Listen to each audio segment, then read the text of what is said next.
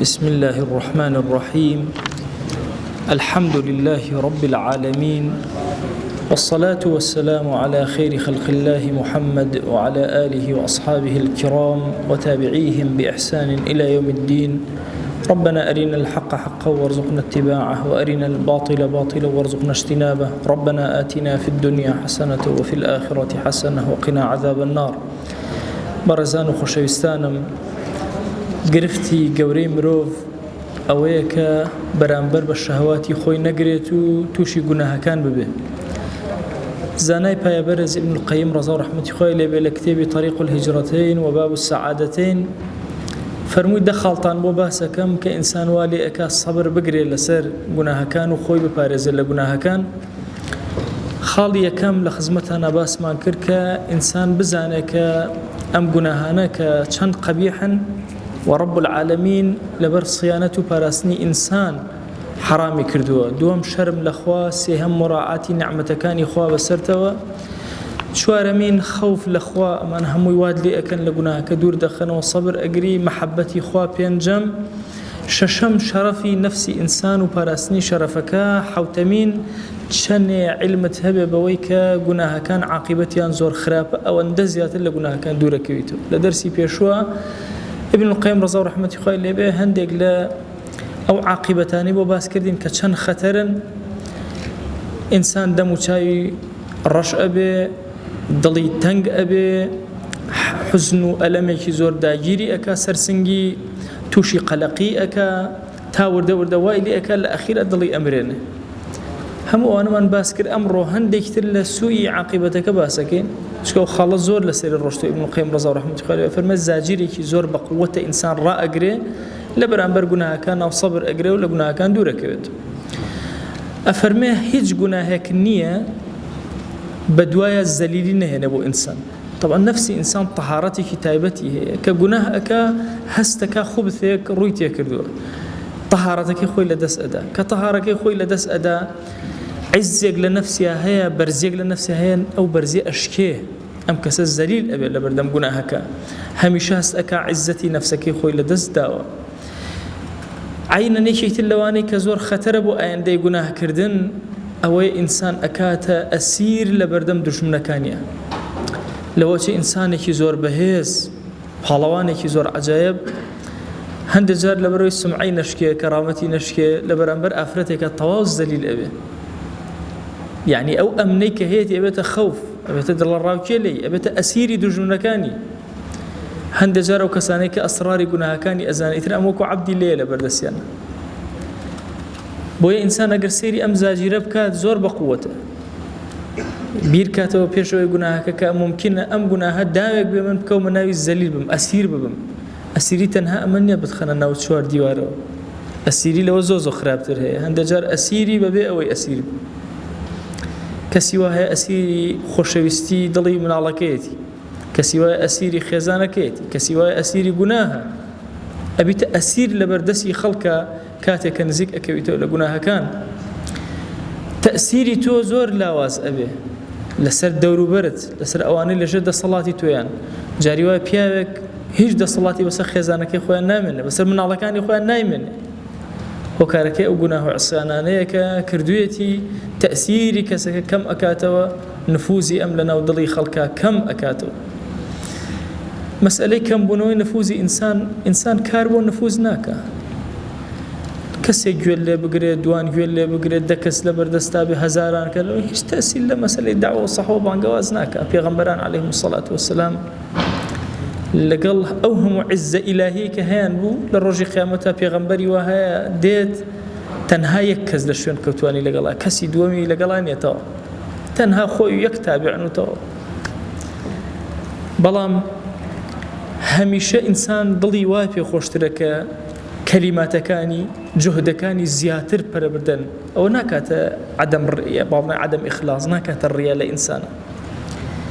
بۆیە ئیمامی غەزالی ڕەزا و ڕەحمەتی خۆی لێبێ لە یەکێ لە دوعاکانیە، دوعایەکی زۆر شەهیر و گەورەیە، ئەفەرمێ اللهم اصغي إلي قلوب عبادك، خۆی دڵی عەبدەکانی خۆتم بۆ ڕاکێشە، کەمەندکێشیان کە لە بەردەستمە، وایان لێ بکە ئیصغاکەن، ئەم دڵانە بە باشی گوێ بگرن لە من. بۆیە ئینسان کە جوهدەکەی بە زایە نەڕوە حەزەکە خەڵک گوێ لێ بگرێ حەزەکە ئەو کتێبەی کە ئەینووسێ مەلایین کەس بیخوێنێتەوە ئەمان هەموو لە ڕەحمەتی خوان جەلە جەلالوه ئەزان زانای وا هەیە کە کتێبەکەی نووسیوە لە زمانی خۆیە هەمووی دەکەس نەیخوێندوتەوە ئێستا هەموو جیهانی ئیسلامی چەندین طەبع کراوە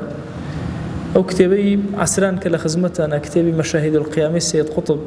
ڕەزا ڕەحمەتی خوا لێبێ سید لە حیاتی خۆیە یەک جار بە چاپی گەیان و فریان نەکەوت بشی فرۆش کۆتایی بە حیاتی هات کەچی تا ئێستا 40 ئەوەندە جار چاپ کراوە تەسەوەر کە لە دوای خۆی اینجا بەرهەمەکە ئەدا گرنگ نییە ئەوانە مهم یەکێک لەو شتانەی کە نفوزی تۆ کەم ئەکاتەوە سەیطەرەی تۆ لەناو خەڵکە لاواز ئەکا لەگەڵ ماڵ و مناڵی خۆتە لەگەڵ دەوروبەرتە لەگەڵ ڕەفیقەکانتە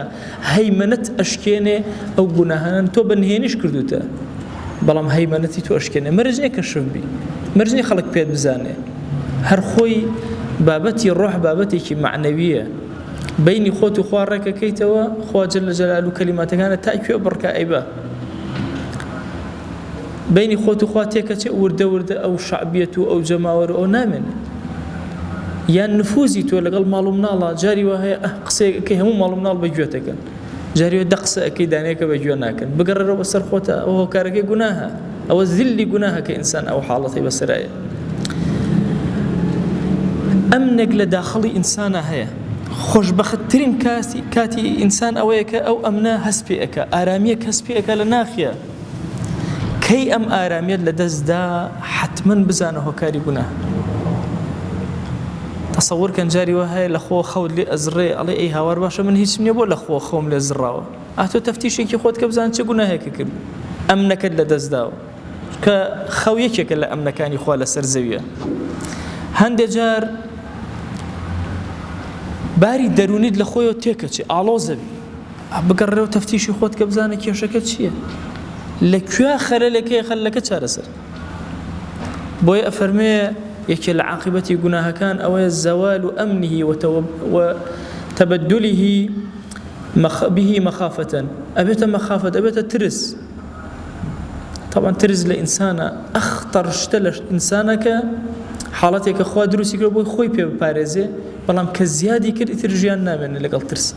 هیچ ژیان تەئسیری نامێنێ لەگەڵ ترسە ئەفەرمەیەکی تر لەوانە ئونسە هەمیشە ئینسان هەز بە ئەنیسی ئەکا لەگەڵ خەڵک ئەو حاڵەتێکی طەبیعی ئینسان کەم ئەتوانێت لەگەڵ خۆیان دابنیشێ زۆر ئەتوانێت لەگەڵ خەڵکا دابنیشێ حاڵەتێکی ئاساییە لە ئینسانە ئینسان لە ئونسەوە هاتووە ئونس ئەگرێ بە خەڵکە ئەتوانێت لە مەجلیسا دانیشێ هەندێک کەس هەیە گۆشە نشین ئەوێ تاقەتی مەجلیسی نامێنێت دوورەکەوێتەوە لە مەجالیس بێت تەفتیشی حاڵی خۆی کە سەبی گوناهە ئینسان وای لێ وردە وردە تووشی وەحشەتە بێ تاقەتی ناو خەڵکی نامێنێ دوورەکەوێ لە داخیا لە دەرونیە ئەو ئونسە نامێنێ ئەبێتە وەحشەت ڕیضا لە دڵیان نامێنێ هەموو شتێ بە ڕەش سەیرەکە هەمیشە دڵی پڕ لە تەنگی و ئاڵۆزی و بۆیە زۆر کات ئەو کەسانێک کە دوورن لە ڕەب العالەمین هەز بە نائارامی ئەکەن سەیرانی زۆر ئەکا سەفەری زۆر ئەکا سیاحەتی زۆر ئەکا ئارام نابێتەوە ناتوانێ هەز دەرک بۆ ئارامیە ناکە ئەو سەخەتەی لە ناخیا دروست ئەبێ ئیتر بە هیچ شتێکی خۆی ڕازی نییە ئەو هەموو نعمەتەی خوا بەسەرەوەتی هەر ڕازی نییە ئەوە شۆکارەکەی هەر گوناهە ئەیضەن یەکێکە لە ئەسبابی ئەوەی کە ئینسان وا لێ ئەکا لە گوناه دوور کەوێتەوە طەمەئنینەیەک هەیە لە ناخی ئینسانە سکوونێک هەیە لە ناخی ئینسانە کە هەموو کاتێک ئەگەر بێتاقەتیش بێ پەنای بۆ ئەبا کە ئەو پەیوەندیە لەگەڵ خوا جەلە جەلالوه هەیەتی ئینسان سبحان الله ئەگەر گوناهی کرد و بەردەوام بوو تووشی تەڕد ئەبێ لە طمەئنینەکە دوورەکەوێتەوە لە خوا جەلە جەلالوه وای لێت کە ئەنەما ڕەب العالەمین دەری کردووە لە بەردەم دەرگای خۆیان بۆیە هەز بە ئارامی ناکە هەز بە طمەئنینە ناکە غەیری ئەمانە تووشی حەسەراتە بێ پەشیمانێکی زۆر لە ناخیا دروست ئەبێ ئازاری ئەدا یەکێک لەو شتانەی کە ئینسان زۆر ئازار ئەدا بریتێ لە پەشیمانیەکان حەسەراتی ئینسان زۆر ئینسان ئازار ئەدا طبعا كأنما بين پێش چاوی خۆت بیرێکی زۆر قوڵ بێنە زیهنی خۆتەوە ئەو بیرە قوڵە لە عولەما زۆرینەی کات باسی حەسەراتەکە باسی بیرەکەن ئەڵێن بئر الحەسەرات كأنما بیرێکە ضەیقە ناتوانی دەرچی غەم و پەژارەیەکی ئاوا ڕوو ئەکاتە ئینسان، پەشیمانێکی زۆر قوڵ ڕوو ئەکاتە ئینسان. طبیعەتی ئینسان ئەوهایە هەر چێژێکی حەز لێ بوو ئەگەر ئاسان هاتە دەسی ئەوە باشە، ئاسان نەهات دەسی ئەبێتە ئازار لە دڵیە. جارێک دۆستێکم داوای ئافرەتێکی کردبوو نەیاندابوویە، دوای منی ناردوەتی بەخوای پێیان بڵێ بمدەنێ، پیاوێکی پیاوانەی مەشهور، وەڵام منیش چووم هەر نەیاندایە. دوای یەکێکی تری نارد هەر نەیاندایە، کوڕوتم بیبڕەوە ئەوە خەڵکمان ناودەنێ تەواو بیبڕەوە. کوڕە ئەوی من گاڵتەم بە خەڵک کردگە، جا ئەوە قسەیە کرد بە خۆشی، ئەوی ئەسە خۆم خەریکە دەهەری ئەوە، ئەوی چەند گەنج و توانە کاکە دڵم بە فڵانە ئافرەتەوەوانە، ئەوتر بە عیب ناکەی بڕۆ ئافرەتتر بخوازە، ئەوی ئەسە خۆم وام لێ هاتووە، ئەوی خەوم لێ ناکەوێ، نانم پێ ناخورد، لە ناو نەدامەتێکی زۆر گەورە. بالضبط گوناه ئەو هەیە. بۆ ئینسان جوانێک ئەبینێ بە نمونە لە شەهەوات دەستگیری نابێ، ئەبێتە حەسەرات لە دڵیا، ناخی تووشی حەسەراتێکی زۆر گەورە ئەبێ، پەشیمانێکی زۆر گەورە، چێژەکانی ئەکوژێت، گڵۆپی نووری جوانی ناودڵی ئەکوژێت. ئەفەرمێ هەرچی ئەو جارە جەماڵێک ئەبین، جەماڵێکی دوای ئەو ئەبینێ، جەماڵێکی دوای ئەو ئەبینێ، لە هەموویانە تووشی حەسەراتە، وای لێ چێژ وەرناگرێ، لەزەت وەرناگرێ، غەم دای ئەگرێ، خەفەت دای ئەگرێ، دنیای لێتەوە یەک. هۆکارەکەی ئەمەیە کە گوناهەکان نەوەستاوە لەسەری عقوبە ئەدرێ. بۆی ئیبن القەیم ڕەزا و ڕەحمەتی خوای لێبێ ئەفەرمێ ئەگەر ئینسان خۆی بپارێزێ لە گوناهێک، ڕاستە لەوە ئەچێت چێژێکی لەدەست دەرچوو بێ، ئەگەر گوناهەکەشی کرد چێژێکی وەرگرت بێ، بەڵام ئەو حەسەراتی کە ڕوویتی ئەکا ئازارەکەی زۆر قورسترە لەوەی کە خۆی پاراستووە. ئەوەی کە خۆی پاراستووە لەزەتێکە عابیرە و لە بیریشێک، بەس ئەوەی کە چوە ناو گوناهەکانەوە ئیتر جار بەجار حەسرەت ڕوویتی ئەکا و ناڕەحەت ئەبێ و ماندوو ئەبێ، حتا وەکو وای لێت حوزن کارێکی لێ ئەکا کە ئەنەما ئاگرێکی بڵێسە دار لە ناو سینگیا داگیرساوە، هەز بە مرتاحی ناکە، هەز بە ئارامی ناکە، هەمیشە پەژارەیەکی گەورە سەر و دڵی داگیر کردووە. تەنانەت چێژ لە خواردنی ناکە، چێژ لە خواردنەوەی ناکە. تەسەوور کە ئینسان کە تووشی حەسەراتە بێ، حاڵەتێکی بەسەرایە نازانێ بۆچی ناتوانێت بخەوێ، نازانێت ناتوانێت بخوا، ناتوانێت بخواتەوە، قەلق ئەبێ، بێتاقەت ئەبێ، مێشکیشت وەرناگرێ، شتی پێڵەن لە بیری ئەچێتەوە. هەموو ئەمە هۆکارەکەی گوناهە. گوناه بۆ ئەگەر ئینسان بیر لە عاقبەتی گوناه کاتەوە کە تووشی ئەمانەیەکە، ئەبێ زۆر ئازایانە خۆی بگرێ لە بەرامبەر گوناهەکانە. ئەمە هۆکارێکی زۆر بەهێزە، سیرکردنی عاقبەتی گوناهەکان لە گوناهەکان ئەتپارێزێ. دەرسەکەی ئەمەش ئەمەیە، چۆن خۆمان بگرین بەرامبەر بە گوناهەکان. زۆر کات گەنج هاواری لێ هەڵەسێ ماوەسا گوناهێکەیە، هەرچی تەوبە ئەکەم هەوڵ ئەدەم هەرچمەوە سەری خۆم پێ ناگیرێ، بە چ شتێک وام لێ کە لەم گوناهانە دوورکەومەوە، سەبر گرم لەسەر گوناهەکان، ئارام گرم، خۆم تووشی ئەم خەجاڵەتباری بەردەم ڕەب العالەمین نەکەم. یەکێک لەو هۆکارانە بیرکردنەوەی لە عاقبەتی گوناه و ئەکا لە ئینسان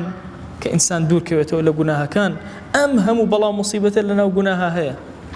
بۆیە ئینسان کە لەگەڵ گوناها ئەبێت تووشی وەحشەت ئەبێ، تووشی نائارامی ئەبێ. تەنها ئەگەر نائارامیەکەی بیر لێ کاتەوە کیفایەتە بۆ ئەوەی کە دوورکەوێتەوە لە گوناهەکە. خوای گیان،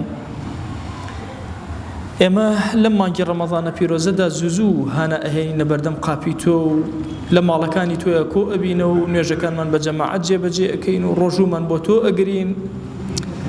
یا ئیلاهی هانامان هێناوە بۆ لای تۆ بە ڕەحمەت و بەزەی خۆت هەتاوەکو عەفومان کەی. تەقە لە دیوانی تۆ و دەرگای تۆ ئەدەین یا ئیلاهی بۆ ئەوەی عەفومان کەی. خۆ یا ئیلاهی ئەگەر عەفومان نەکەی چارەیەکمان نییە و هیچ دەرگایەکی ترمان نییە و لە بەردەم دەرگای تۆیە هەتا مردن ئەمێنینەوە. تەنها ئەتوانین سەری دڵمان نەویکەین لە حوزور تا و هاواری کەڕەم و ڕەحمەتت کەین. خۆمان شتێکمان نییە بەدەستی بەتاڵ هاتوین،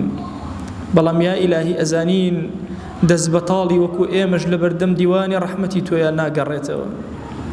دەیا ئیلاهی بە حورمەتی ئەم وەسپیە جوانانەی کە لەگەڵمانە، بە حورمەتی مناڵە بێگوناهەکان، بە حورمەتی لاوەتەوە بەکارەکان هانامان هێناوەتە بەردەم ماڵی تۆ لە سەرجەم گوناهەکانمان ببوورە. یا ئیلاهی گوناهێ بە ئاشکرا کردومانە عەفومان کرد. گوناهێ بە پەنهان کردومان عەفومان کە گوناهێ نەمانزانی کردمان عەفومان کە گوناهێ زانیمان و هەر زیادە ڕەویمان کرد لە خزمەتتا عەفومان کە یا ئیلاهی هەر یەک لە ئێمە گەوزاوی هەندێک لە گوناهەکانین لە ڕووی ظاهر و باطن هانای فەقیری خۆمان بۆ لای تۆ بەرزەکەینەوە ئێمە بۆیە لە خزمەت ئەم کتێبانە ئەبین هەتاوەکو دوورکەوینەوە و فێر بین چۆن دوورکەوینەوە دا ئیلاهی وان نێوچەوانی خۆمان تەسلیمی تۆ کرد بەرەو خەیرمان بەرەو لە شەڕ دوورمان خەرەوە بەرەو چاکەمان بەرەو لە خراپە دوورمان خەرەوە بەرەو تاعەتمان بەرەو لە عسیان دوورمان خەرەوە یا ئیلاهی هانامان هێناوەتە بەردەم ماڵەکەی تۆ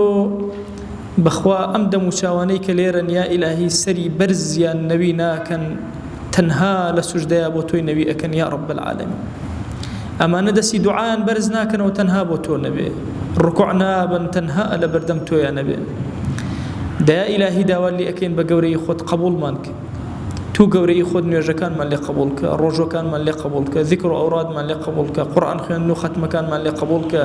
دوعاکانمان لێ وەرگرە دەرسەکانمان لێ وەرگرە کۆڕی مەجلیسی ذیکرەکانمان لێ قبوڵ کە یا ئیلاهی دانیشتنمان لە حوزوری تۆیە لێمان قبوڵ کە کاتی خەڵاوات و گەیشتن بە لیقای تۆ لێمان قبوڵ کە یا رب العالمین شەوانمان لێ قبوڵ کە پارشێومان لێ قبوڵ کە سەحەرمان لێ قبوڵ کە ویترەکانمان لێ قبوڵ کە یا ئەکرەم الئەکرەمین یا ئیلاهی هانامان هێناوەتە بەردەم دیوانی تۆ پەروەردگارە سڵاوی ئێمە بگەێنە پێغەمبەری خوا صلی الله عليه وسلم یەک ناومان لە خزمەتیا بێنە بە ئومەتی ئەو قبوڵمان کە بە شوێن کەوتەی ئەو وەرمان گرە یا ئیلاهی داوا لێ ئەکەین بە ناوی جوانت بە صیفەتی بەرزە بە ئیسمی عەظەمت چۆن ئەم شەوەی تاریکەمان لەم مزگەوتا بۆ تۆ ڕووناکردەوە خۆی گۆڕەکانمان ڕووناکەرەوە یا ئیلاهی دڵەکانمان ڕووناکەرەوە یا ئیلاهی قیامەتمان ڕۆشن کەرەوە یا رب العالمین خوای داوا لێ ئەکەین بە ناوی جوانت بە صیفەتی بەرزت بە ئیسمی عەظەمت کەڕەمی خۆت بەسەرمانە ببارێنە یا ئیلاهی ئێمە محتاجی بارانی تۆین یا ئیلاهی هاوارت بۆ لایهێنین بارانی بە ڕەحمەت بەسەرمانە ببارێنە خوای بارانی بە ڕەحمەت بەسەرمانە ببارێنە تو گەورەی خۆت خوای گیان ئەگەرچی ئێمە ئەوەندە عسیانمان کردبێ ئاسمانمان گرت بێتەوە یا ئیلاهی هاوارت لێ ئەکەین بە گەورەی خۆت تۆ بە ڕەحمی خۆت بارانی بە ڕەحمەتمان بەسەرا ببارێنە یا ئیلاهی بەرەکەت بەسەر عومرمانە ببارێنە کانیاوەکانمان هەڵقوڵاو کە بیرەکانمان پڕ ئەو کە زەوی و زەرعاتمان پڕ بەرەکەت کە یا ئیلاهی مەڕووماڵاتمان پڕ بەرەکەت کە یا ئیلاهی بازاڕەکانمان پڕ بەرەکەت کە یا ئیلاهی داوات لێ ئەکەین ڕزقی حەڵاڵ بەسەرمانە ببارێنە تو گەورەی خۆت محتاجی حەراممان مەکە خوای محتاجی حەراممان مەکە ئەوەندە حەڵالمان بدەرێ محتاجی حەرام نەبین یا ئەکرەم الئەکرەمین یا ئیلاهی داوات لێ ئەکەین بە ناوی جوانت بە صیفەتی بەرزە بە ئیسمی عەظەمت بە کەڕەمی خۆت ڕەحمەتی خۆت بەسەر ئەم مەجلیسا ببارێنە تۆ خۆت قبوڵمان کە تۆ خۆت سەرپەرشتی کارەکانمان کە قەت سپاردە لای تۆ زایە نەبووە یا ئیلاهی ئێمەش زایە مەکە یا رب العالمین یا ئیلاهی داوات لێ ئەکەین بە ناوی جوانت بە صیفەتی بەرزە بە ئیسمی عەظەمت بە کەڕەمی خۆت ئەم دنیای بەجێ نەهێڵین یا ئیلاهی بە شایەتمانەوە نەبێ ئەخیر و شەی ژیانمان شایەتمان بێ یا رب العالمین خوای داوات لێ ئەکەین لە باشترین ڕۆژەکانی ژیانمانە بگەڕێنەوە لای تۆ یا رب العالمین بەسەر تاعەتەوە بمانگەڕەوە یا ئەکرەم الئەکرەمین خوای داوات لێ ئەکەین ڕەحمەت و بەزەی و سۆزی خۆت بەسەرمانە ببارێنە لەو کاتێک کە گیانمان دەرئەچێ لەو کاتێ ئەمان خەنە ناو گۆڕ لەو کاتێ زیندوو ئەبینەوە لەو کاتێ حەشر ئەکرێن تو گەورەی خۆت چۆن لێرە ئێمەت حەشاردا و شاردەوە گوناهەکانە سەتر کردین لە قیامەتە ئاوا عەفومان کە ئاوا بەزەی بەسەرمانە ببارێنە ئاوا سەترمان کە یا ئەکرەم الئەکرەمین خوای گیان داوات لێ ئەکەین بە ناوی جوانت بە صیفەتی بەرزە بە ئیسمی عەظەمت لاوەکانمان گەنجەکانمان ئومەتی پێغەمبەر صلی الله عليه وسلم خوایە هەر هەمووی سپاردە لای تۆ زایە نابێ وا سپاردەی تۆمان کردن یا رب العالمین خۆمان خێزان و مناڵ و هاوسەر و دەوروبەرمان خۆشەویستانمان قوتابیانمان مامۆسایانمان دایک و باوکمان باو باپیرمان خزم و کەسمان دراوسێکانمان یا ئیلاهی هەر هەمووی سپاردە لای تۆ کرد ئەی ئەو کەسەی سپاردە زایە ناکەی زایان مەکە یا رب العالمین ئیمانی هەمومان پارێزراوکە دنیا و ئاخرەتمان پارێزراوکە ئامین ئامین والحمد لله رب العالمين وصلى الله على سيدنا محمد وعلى آله وصحبه وسلم تسليما كثيرا أبدا إلى يوم الدين خواهي قول لقناه من الشيء أجبوري وخوالي من قبولك